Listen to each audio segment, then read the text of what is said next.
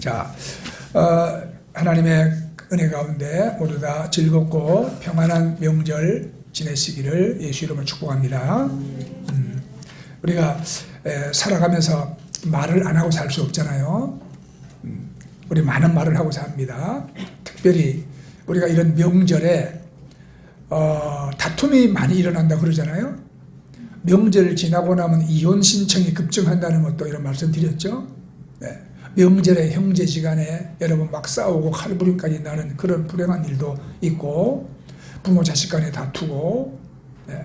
평안하고 행복한 명절을 지내야 하는데 그렇지 못한 가정들이 많이 있습니다. 그 모든 게 뭐 때문에 하느냐? 말 때문에 그렇거든요. 말. 성경은 말에 대한 많은 교훈을 주고 있습니다. 그 중에 가장 자극적인 말이 뭐냐면 잠언서 18장 21절이에요. 죽고 사는 것이 혀의 권세에 달렸으니 혀를 쓰기 좋아하는 자는 그 열매를 먹으리라 그랬어요. 말은 우리에게 있어도 좋고 없어도 그만 이게 아니라 우리가 죽고 사는 열쇠라 그랬어요, 성경에. 우리는 모두 말의 열매를 먹고 산다 그랬거든요. 몇 년 전에 여기 어떤 기관에서 한 5,000명을 대상으로 설문조사를 했습니다. 질문은 당신이 가장 듣고 싶은 말은 무엇입니까? 그 말이에요. 여러분 무슨 말 듣고 싶으세요? 아무 말도 듣기 싫다. 1위로 선정된 것이 뭐냐면 모두 잘 될 겁니다. 이게 60%나 됐어요. 다 잘 될 겁니다. 압도적인 지지를 받았어요. 2위는 당신을 사랑합니다. 이 말이에요. 19%. 3위는 너는 할 수 있어. 자녀들에게 하는 말인가? 11%. 4위 고맙습니다. 5위 괜찮아 걱정 마. 이런 말. 이 말을 한번 잘 들어보세요. 이 어려운 시대에 사람들은 남들에게 위로와 격려를 받고 싶거든요. 그래서 다 잘 될 거야, 괜찮아, 힘내, 고마워, 사랑해, 이런 말을 듣고 싶어 합니다. 그러니까 외로운 시대 사람들은 남과 다 대화하고 싶어요. 그래서 소통하고 외롭지 않게 살고 싶은 겁니다. 그러니까 여러분들이 설 명절 가족 간에 행복한 대화를 나누시기를 바랍니다. 그러니까 성경이 말하는 대화의 원리를 우리가 좀 알아야 돼요. 오늘 말씀은 이제 대화와 소통의 원리를 가르쳐주는 말씀인데, 한 바리새인이 예수님을 초청을 했습니다. 자, 성경 말씀 읽었죠? 한 바리새인이 예수께 자기와 함께 잡수시기를 청하며, 자, 이 바리새인의 집에 들어가 앉으셨을 때에 그랬어요. 이스라엘 사람들은요, 사람을 식사에 초청하는 좋은 문화를 가지고 있습니다. 그래서 음식은 절대 혼자 먹는 게 아니다, 그런 인식을 가지고 있어요. 그래서 그들은 음식을 혼자 먹는 법이 없습니다. 그들이 생각하는 식탁은 다만 밥을 먹는 곳이 아니에요. 사람을 사귀는 곳입니다. 그래서 그들은 식탁에서 대화를 많이 합니다. 조용히 음식만 먹는 우리 문화와는 차이가 있잖아요. 그죠? 우리는 밥 먹으면서 뭐 얘기하면 아버지들이 숟가락으로 때렸습니다.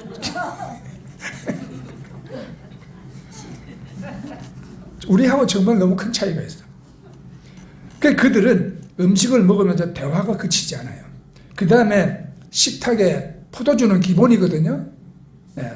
포도주가 한두 잔 들어가면 또 흥겹잖아요. 그래서 이스라엘 가정에서 식사하고 나오면 정말 행복했다, 사람 대접 받았다, 또는 훈훈했다, 이런 느낌을 다 받는답니다.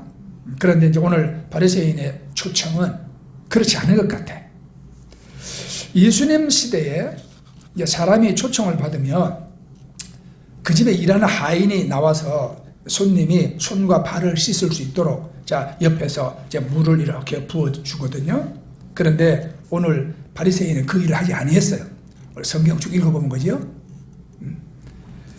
음식은 준비했지만 마음을 다해서 손님을 대접하지 않은 겁니다. 그런데 이때 예기치 못한 일이 벌어지죠. 갑자기 한 여자가 집에 들어왔어요. 37절에 보면 그 동네에 죄를 지은 한 여자가 있어 예수께서 바리새인의 집에 앉아 계심을 알고 향유를 담은 옥합을 가지고 와서 예수님과 바리새인이 얘기를 하고 있는데 한 여자가 불쑥 들어왔습니다. 불청객입니다. 누군가 보니까 동네에서 소문난 죄인이요. 이 여자가 갑자기 끼어들어서 바리새인과 예수님 사이에서 대화의 중심에 서게 됐습니다. 자, 바리새인과 예수님 그리고 이 여자, 이 세 사람의 대화를 통해서 우리가 배울 수 있는 것은 성경적 대화의 원리가 무엇일까? 대화는 첫째로 말하는 게 아니라 듣는 것이다. 이걸 우리가 깨달아야 합니다.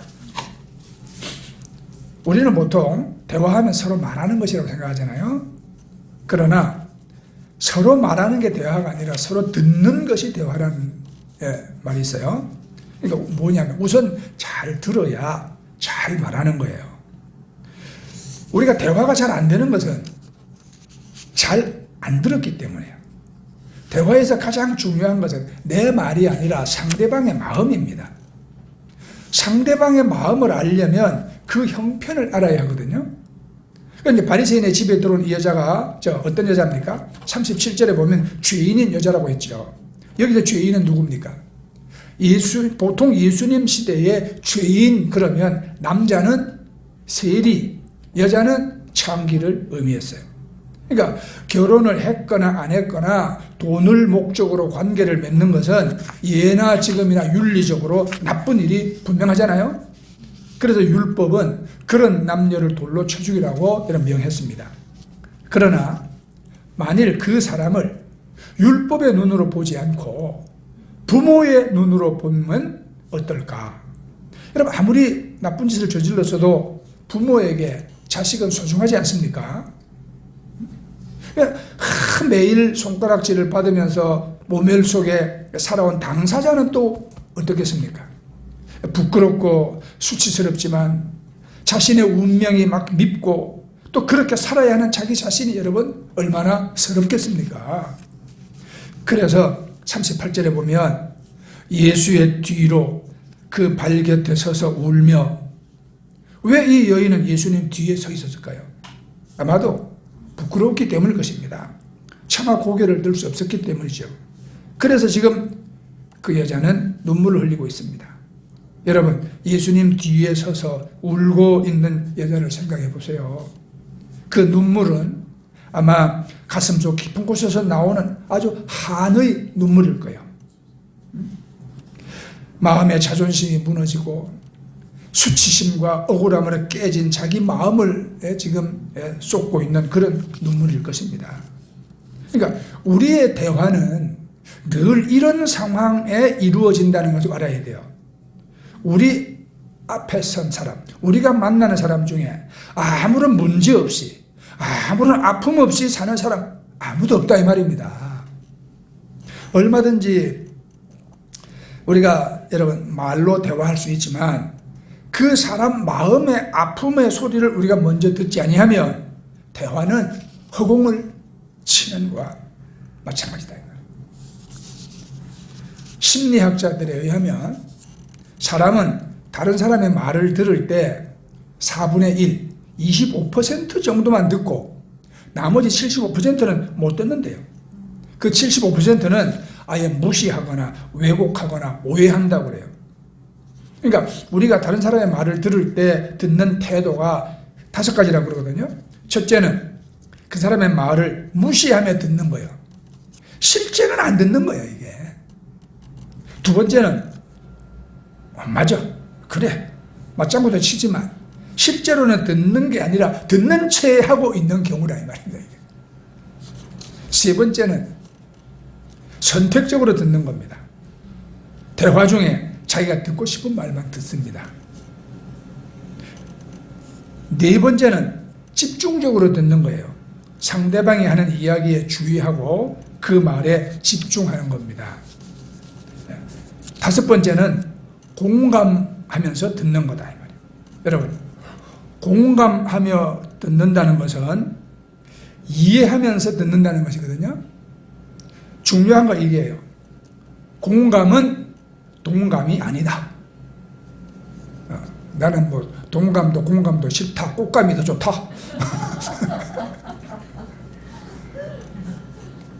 동감은요, 내 생각과 같은 것이요. 근데 공감은 내 생각과는 다르지만 그 사람의 말을 그 사람 말대로 들어주는 거야. 그러니까 동감은 합의예요. 네 말이 맞다.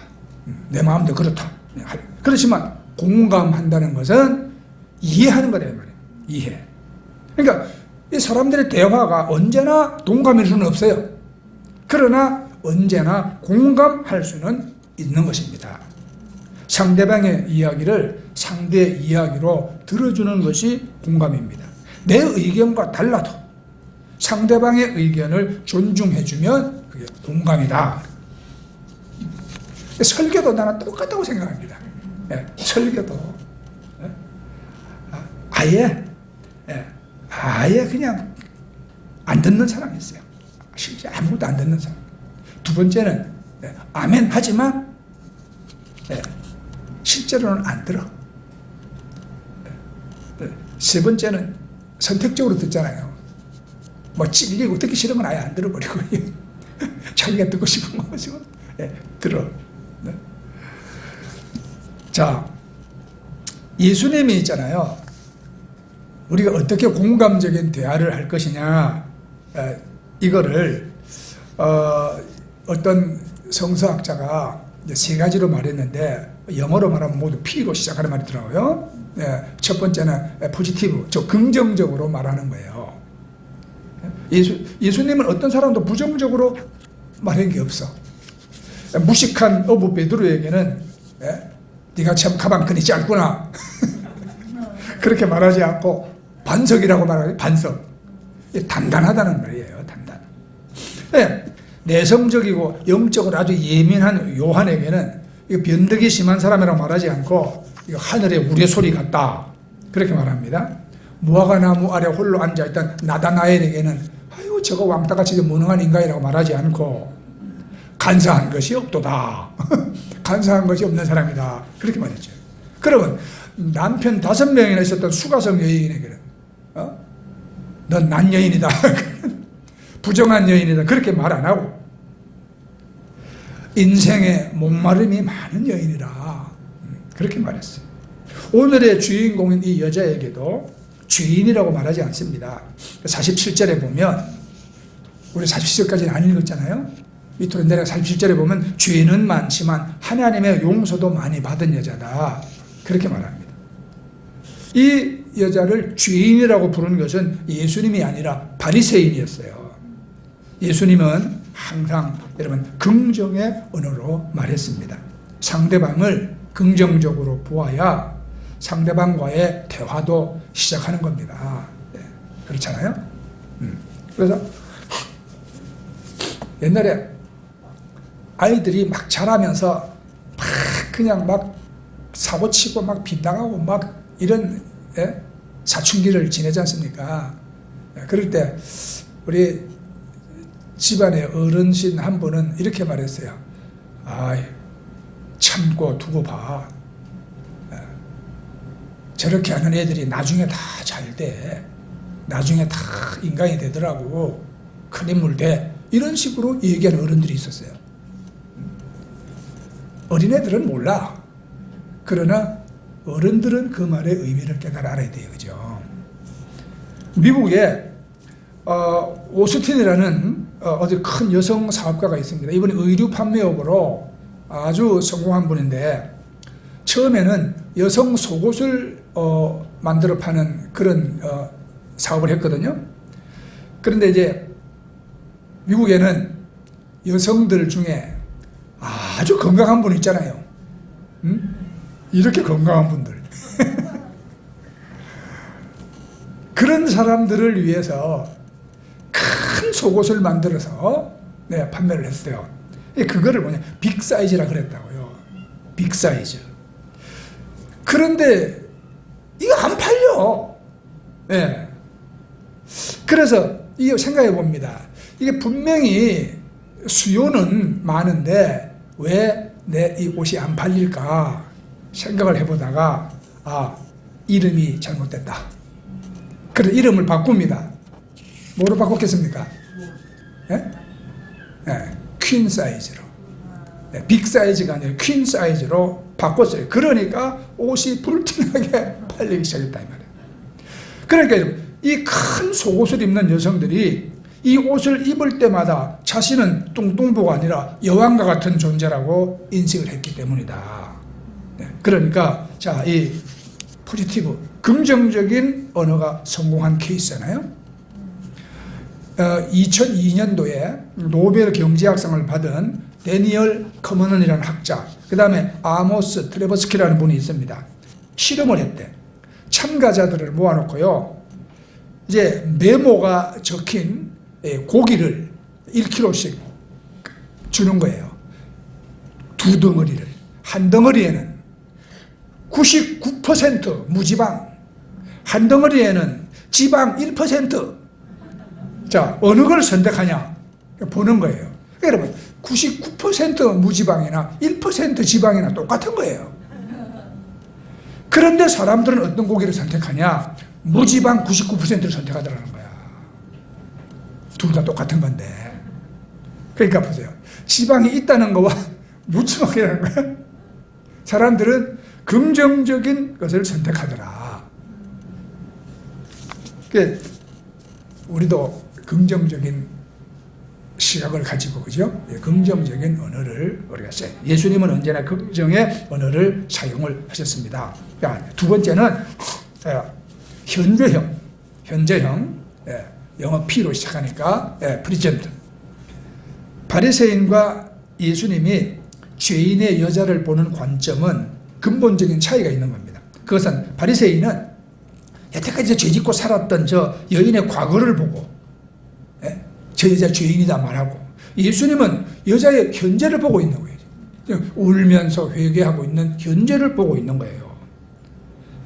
바리새인은 과거에 나쁜 짓 하고 살았던 죄인의 모습을 보고, 예수님은 이 여자에게서 이제는 돌아와 눈물로 참회하는 그 여인의 모습을 본 겁니다.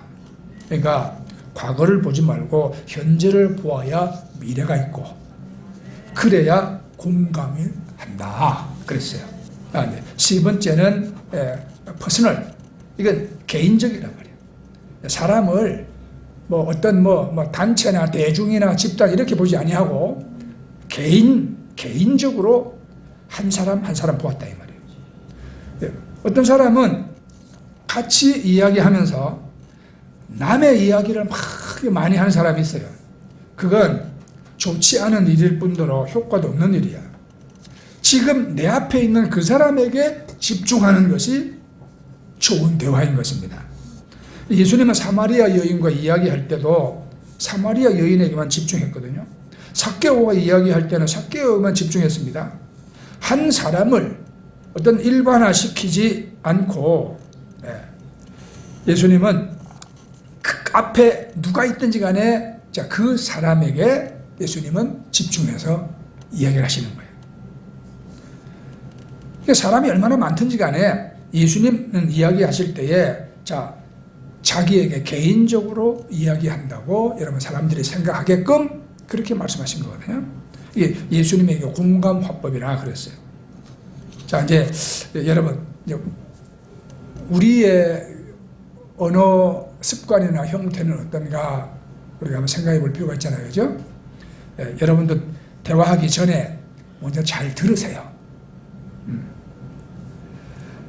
성경 잠언서 18장 13절에 보면 사연을 듣기 전에 대답하는 자는 미련하여 욕을 당하느니라. 잘 듣는 게 지혜, 잘 듣는 게 좋은 대화의 시작이다. 이제 오늘 이제 보면 바리새인이 예수님을 식탁에 초청해서 지금 대화가 이루어지잖아요. 근데 여러분, 아이들은요 식탁에 앉아 있을 때 가장 많이 배운다고 합니다. 하버드 대학의 연구팀에 의하면 3살 어린아이가 책을 통해서 배우는 단어는 대략 140개 정도에 불과하대. 그런데 가족과 함께 식사하면서 배우는 단어는 1000개가 넘는답니다. 함께 둘러 앉아서 식사하는 가정의 자녀들이 나중에 언어 능력도 뛰어나고 대화 능력도 뛰어나고 글을 읽을 때 독해 능력이 훨씬 뛰어나다는 그런 연구가 있습니다. 그러니까 미국의 콜롬비아 대학의 연구 결과에 따르면 일주일에 적어도 5번 이상 가족들과 함께 식사하는 10대 청소년들의 경우는 그렇지 않은 청소년들보다 학업 성적이 훨씬 우수하다는 것을 증명해냈어요. 그럴 수밖에 없는 이유는 식사 때 밥만 먹는 게 아니라 대화를 통해서 언어를 배우고 생각을 배우고 삶의 태도를 배우기 때문이거든요. 그래서 식탁에서 대화를 잘해서 세계적인 민족이 된 사람들이 바로 유대인들이다 이 말이에요. 유대인들은 평소에 거의 혼자 식사하지 않습니다. 반드시 가족과 함께 하거든요. 자녀들은 어른들과 함께 식사하므로 자신들도 가족의 한 구성원임을 자연스럽게 깨닫게 되는 겁니다. 그리고 어른들의 언어와 그 생각을 들으면서 그들이 자라면서 지능이 발달해. 그들이 가정에서 식구들과 함께 식탁에 둘러앉으면 할아버지, 아버지, 삼촌들이 하는 이야기를 듣고 또 이해가 안 되는 걸 그들에게 질문도 하고 그래서 누구와 대화하고 사는 법을 어릴 때부터 배우는 거예요. 그러니까 유대인의 우수성은 두말할 것 없이 식탁에서 길러진다 그러거든요. 자, 그래서 우리도 가족들이 함께 식탁에 앉는 법을 우리가 배워야 한다 그랬어요. 가족과 함께 식탁에 앉으면 밥을 같이 먹어 가족 간에 화목한 것뿐만이 아니라 대화하는 법도 배우고 어른들의 생각을 알아서 사춘기의 탈선도 막아주고 어릴 때는 그들에게서 언어를 배우고 자라서는 그들에게서 생각을 배웁니다.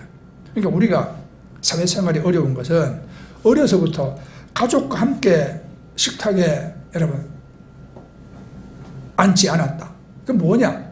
거기서 서로 간에 대화와 이해와 공감이 없이 그냥 밥그릇만 쳐다보고 밥만 먹었다 이 말이에요.